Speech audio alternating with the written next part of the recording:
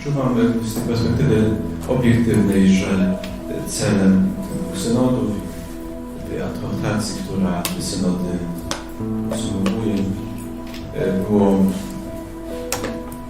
pokazanie wartości rodziny, przypomnienie wartości rodziny, etosu rodziny.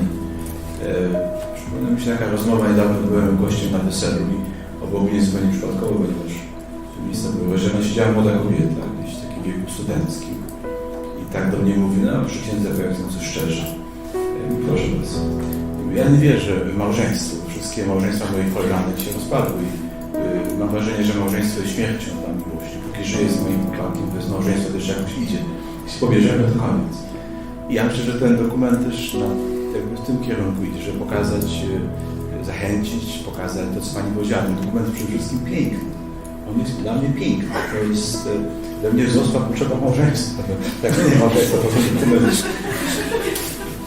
Prawda, on jest taki urzekająco szczery i realny. Nie jest taki uciekający jakiś wielki idee, nieosiągalny. Tylko on jest taki bardzo realistyczny. To co Pani mówiła o tej kruchości, tej jedności światła i cienia.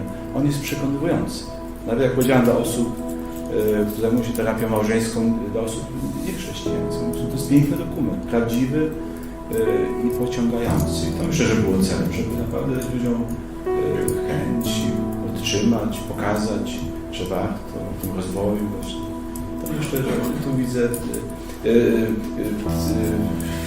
towarzyszy od lat takiej wspólnocie małżeństw w Opolu, że byli nasi studenci naszej uczelni, którzy są tym dokumentem bardzo proszeni, że bardzo tak żyją, powoli czytają i mówią, że dużo im to dało dla ich małżeństw, że dużo zrozumieli, że właśnie kwestii sumienia, swojej samodzielności. Tak widzę cel, żeby zachęcić, żeby pokazać wartość dzisiaj rodziny, małżeństwa. A też pokazania też szerszego kontekstu rodzinności. To bardzo mi się podoba to napięcie pomiędzy rodziną, w tym sensie ścisłym, ale też szerszym rozumienie rodziny jako na przykład kościoła, czy w tym sensie, jak ja mówię, do kogoś, czuję się u Ciebie jak w domu, nie? Że to jest taka szerszej pojęta rodzinność, nie tylko w tym takim wąskim rozumieniu. Jako papież definiował parafię jako rodzinę rodzin. I mam wrażenie, to nie jest jakaś fikcja, że coś tam jest. Ja się czuję przy Tobie jak w domu. Jakie warunki muszą być spełnione, żeby to się dokonało? Żebym się czuł przy Tobie jak w domu, jak przy kimś bliskim.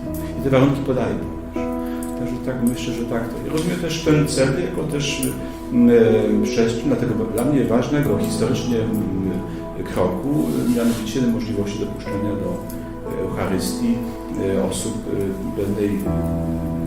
pewnych osób żyjących w związkach nieregularnych. To historyczny moment ważny i myślę, że to jest też ta cała pozytywna przestrzeń tego dokumentu jest też po to, żeby ten krok zrobić. Uważam, że to jest krok historyczny i ważny i też w ogóle oczekiwany.